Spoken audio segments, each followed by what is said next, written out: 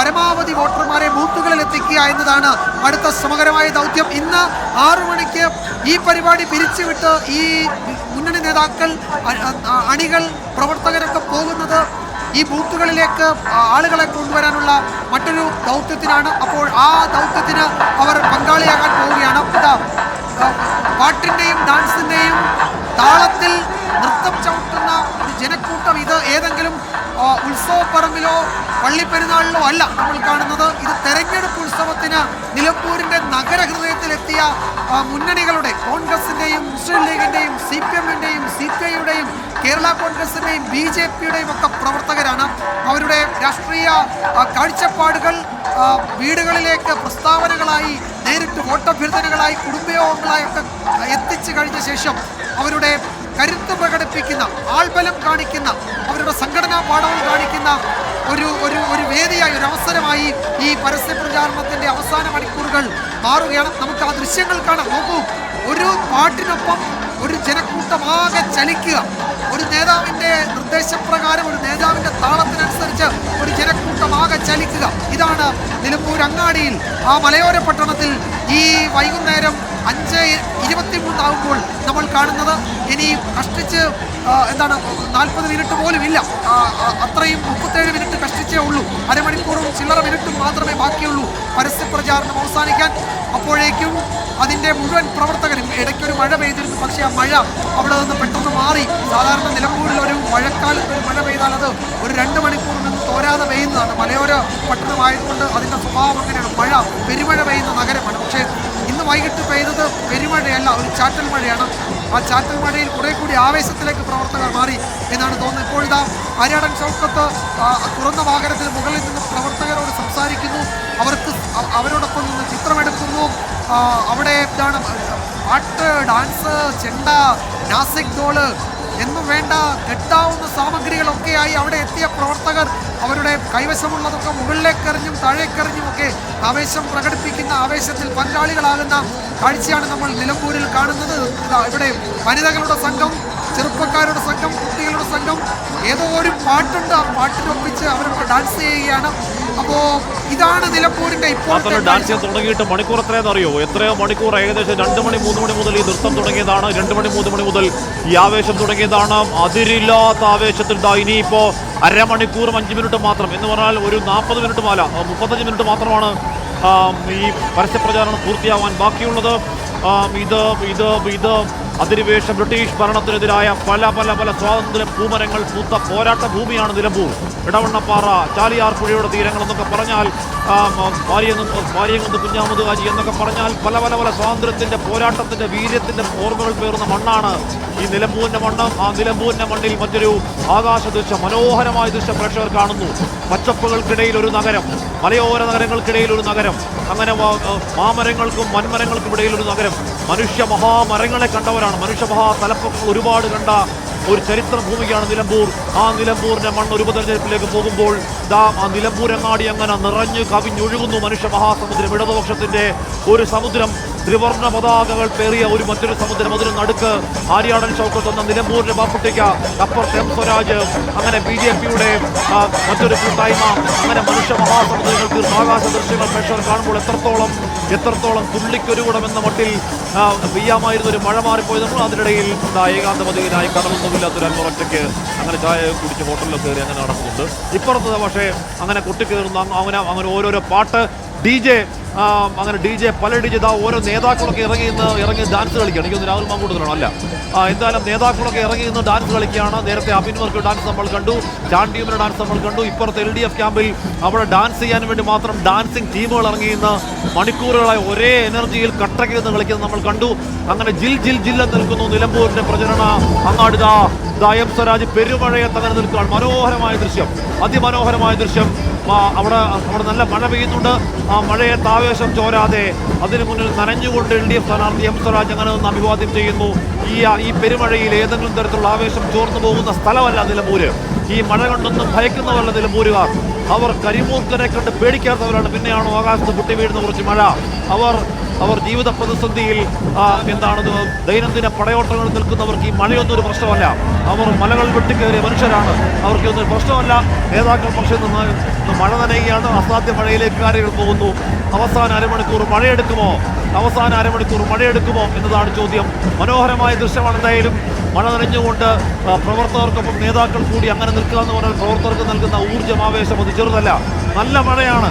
ആ മഴയത്ത് അല്പം പോലും ഒന്നും മാറാതെ, ഒരു കുട പിടിക്കാതെ LDF സ്ഥാനാർത്ഥിയും UDF സ്ഥാനാർത്ഥിയും അവരുടെ പ്രിയപ്പെട്ട പ്രവർത്തകർക്കൊപ്പം നിൽക്കുന്നു.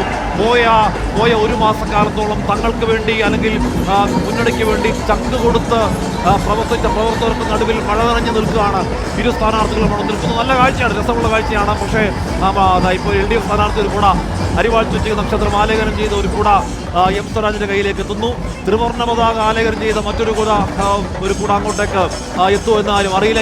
ഇതുവരെ എത്തിയിട്ടില്ല. ഷാഫി പറമ്പിലും ആര്യാടൻ ചോക്കത്തും സണ്ണി ജോസഫും PC വിശ്വനാഥും രാജു P നായരും രാഹുൽ മാങ്കൂട്ടത്തിലും PK ഫിറോസും TP അഷ്റഫ് അലിയും ഒക്കെ അങ്ങനെ മഴ നനഞ്ഞ് അവിടെ അങ്ങനെ നിൽക്കുന്നു. ഇപ്പുറത്ത് പക്ഷേ LDFന്റെ ഒരേ ഒരു സ്ഥാനാർത്ഥി മാത്രം നിൽക്കുന്നു. മഴ മാറിയെന്ന് തോന്നുന്നു, കൊടതിരിച്ചു കൊടുത്തു. മഴ നനയാം എന്നുള്ളതാണോ അതോ മഴ തോന്നുന്നതാണോ എന്നറിയില്ല. എന്തായാലും ഈ അരമണിക്കൂർ അങ്ങനെ പൊളിറ്റിക്കലി ചാർജ്ഡ് അരമണിക്കൂറാണ് ഇനി വരാനുള്ളത്. പൊളിറ്റിക്കലി ചാർജ്ഡ് മണിക്കൂറുകൾ തന്നെയാണ് പോയി 2 മണിക്കൂർ കഴിഞ്ഞു പോയത്. അങ്ങ് വഴിക്കടവിൽ നിന്ന് 7 കിലോമീറ്ററോളം ഓരോരോ ചാലുകൾ, ചെറിയ ചാലുകൾ ഒഴുകിയെത്തി പുഴകളാവുന്നത് കണ്ടു. ഓരോരോ ഗ്രാമങ്ങൾ കഴിയുന്തോറും ഓരോരോ പ്രദേശങ്ങൾ കഴിയുന്തോറും ആ പുഴകൾ ചേർന്ന് കടലാവുന്നത് കണ്ടു. ആ കടൽ മനുഷ്യമഹാസമുദ്രമാകുമ്പോൾ അവിടെ ഒരു മനുഷ്യൻ ഒറ്റയ്ക്ക് ഹോട്ടലുകൾ കയറി ഏകാന്തമതികനെ പോലെ ഒറ്റയ്ക്ക് വോട്ട് തരണേ എന്നൊക്കെ ചോദിച്ച് നടക്കുന്ന ഒരു കാഴ്ച നമ്മൾ കാണുന്നു. ഞാൻ ഭയങ്കര കോൺഫിഡൻസ് ആണെന്നാണ് അൻവർ പറയുന്നത്. എന്തായാലും ഇപ്പുറത്തെ കാഴ്ച, നിലമ്പൂരിന്റെ പ്രധാന കാഴ്ച അൻവറിന്റെ ഏകാന്ത യാത്രയല്ല. പക്ഷേ അൻവറിന്റെ ഏകാന്ത യാത്ര ഇപ്പോൾ അവിടുത്തെ പ്രധാന കാഴ്ച അല്ലെങ്കിലും 19-ാം തീയതി അൻവറിന്റെ ഏകാന്ത യാത്ര പ്രധാന കാഴ്ചയാകുമോ? 23-ാം തീയതി രാവിലെ 8 മണിക്ക് വോട്ടെണ്ണൽ തുടങ്ങുമ്പോൾ അൻവറിന്റെ ഈ ഏകാന്ത യാത്ര പ്രസക്തമാകുമോ എന്നത് അവിടുത്തെ മുന്നണികൾക്കിടയിൽ ഇപ്പോഴും ആശയക്കുഴപ്പമുണ്ടാക്കുന്നതാണെന്ന് ഉറപ്പായും പറയാം. കാരണം അൻവർ ഒരു ഘടകമേ അല്ല. LDF UDF ക്യാമ്പുകൾ ആവർത്തിക്കുമ്പോഴും അൻവർ ഘടകമാകുമോ എന്ന് ഉള്ളിൽ ചിന്തിക്കുന്നുണ്ട്, ഉള്ളിൽ തീ പുകയുന്നുണ്ട് മുന്നണികൾക്ക്. അത് ആരുടെ ജയത്തെ, ആരുടെ പരാജയത്തിന് നാന്ദിയാകും, ആരുടെ ജയത്തിനും ആരുടെ പരാജയത്തിനും അൻവർ നിമിത്തമാകും എന്ന ആശങ്ക മുന്നണികൾക്കിടയിലുണ്ട്. മഴയാണ്, പെരുമഴയത്ത് കുടപിടിക്കാതെ മഴ നനഞ്ഞുകൊണ്ട് പ്രവർത്തകർക്കൊപ്പം നിൽക്കുന്നു UDF സ്ഥാനാർത്ഥി ആര്യാടൻ ചോക്കത്തും ഷാഫി പറമ്പിലടക്കമുള്ളവർ. എം സ്വരാജും ഇടയ്ക്കൊരു കുടപിടിച്ചെങ്കിലും പിന്നീട് അവിടെ നിൽക്കുന്നു. DJ പാട്ടുകൾ, DJ വണ്ടികളിൽ ഹൈ ഡെസിബൽ ശബ്ദത്തിൽ വലിയ പാട്ടുകൾ, ഏതെങ്കിലും വിധത്തിൽ പാരടി പാട്ടുകളൊന്നുമല്ല. സോനാ നീ 1-ാം നമ്പർ പോലെയുള്ള പാട്ടൊക്കെ നേരത്തെ അവിടെ കേട്ടായിരുന്നു. നേരത്തെ ഒരു കാലത്ത് ഒരു രാഷ്ട്രീയ പാർട്ടിയുടെ പ്രചരണ വേദിയിൽ സോനാ നീ 1-ാം നമ്പർ എന്നൊക്കെ പാട്ട് കേട്ടാൽ ഒരുപക്ഷെ ആളുകൾ നെറ്റിച്ചൊടിക്കും. പുതിയ കാലമാണ്, ന്യൂജന്റെ കാലമാണ്, ജെൻസിയുടെ കാലമാണ്. ജെൻസിയുടെ കാലത്ത് സോന അല്ലാതെ അപ്പുറമുള്ള പാട്ടുകൾ ചിലപ്പോൾ തെരുവിൽ രാഷ്ട്രീയ പ്രചരണ വേദികൾ കേൾക്കും. അതിനനുസരിച്ച് എല്ലാം നടന്ന് നൃത്തം ചെയ്യുന്ന യുവാക്കളെ നമ്മൾ കാണും. നിലമ്പൂരിൽ ഈ ദിവസങ്ങൾ അത്രയും അത് കണ്ടു. ഇന്നും അവിടെ കാണുന്നു ഒരേ ഊർജ്ജത്തിൽ കട്ടയ്ക്ക് നിൽക്കുന്ന ജെൻസി മിടുക്കികൾ ഇപ്പോൾ അവിടെ കാണുകയാണ്. ഇനി ഷാർപ്പ് അരേയര മണിക്കൂർ മാത്രമാണ് ഇനി അവിടെ പരസ്യ പ്രചാരണം തീരാൻ ബാക്കി. ആവേശം അങ്ങനെ കൊട്ടിക്കയറി നിലമ്പൂർ ആകാശത്തോളം ഉയരുന്ന കാഴ്ച അവിടെ നിലമ്പൂരങ്ങാടിയിൽ കാണുകയാണ്. എത്ര സമയമായി ഈ നിൽപ്പാണ്, എത്ര നേരമായി ജനക്കൂട്ടം, ആയിരക്കണക്കിന് അയാൾക്കൂട്ടം ആവേശം ചോരാതെ പിരിഞ്ഞുപോ ഇതേ നിൽപ്പാണ് നിലമ്പൂരങ്ങാടിയിൽ. യുവാക്കൾ, യുവതികൾ, കുട്ടികൾ, ആൺകുട്ടികൾ, പെൺകുട്ടികളൊക്കെ മണിക്കൂറുകളായി ഒരു എനർജി ലോസും ഇല്ലാതെ കട്ടയ്ക്ക് നിന്ന് നൃത്തം കളിക്കുന്ന ചെറിയ കുട്ടികളൊക്കെ ആ കൂട്ടത്തിലുണ്ട്. ജിൽ നിന്ന് കളിക്കുകയാണ്. നിലമ്പൂർ അങ്ങനെ ആവേശത്തിൽ ആറാടുകയാണ്. LDF സ്ഥാനത്ത് തലയിൽ ഒരു തൊപ്പി വരുന്നുണ്ട്. ഇപ്പോൾ നേരത്തെ കുട പിടിച്ചത്, പക്ഷെ നല്ല മഴയാണ്. മഴ നനഞ്ഞുകൊണ്ട് സ്ഥാനാർത്ഥികൾ അവിടെ അങ്ങനെ നിൽക്കുന്നു. ഇനിയിപ്പോൾ അരമണിക്കൂറാകുമ്പോഴേക്കും പരസ്യ പ്രചാരണം തീരുന്നു. അപ്പോഴേക്കും സ്ഥാനാർത്ഥിക്ക് ചുറ്റുമുള്ള മറ്റു ജില്ലകളിലെ നേതാക്കളൊക്കെ നിലമ്പൂരിൻ്റെ അതിർത്തി വിട്ടേക്കണം എന്നാണ് നിയമം. പിന്നെ ബാക്കിയുള്ള സമയം നിലമ്പൂരിൻ്റെ മാത്രം സ്വകാര്യ നിമിഷങ്ങളാണ്.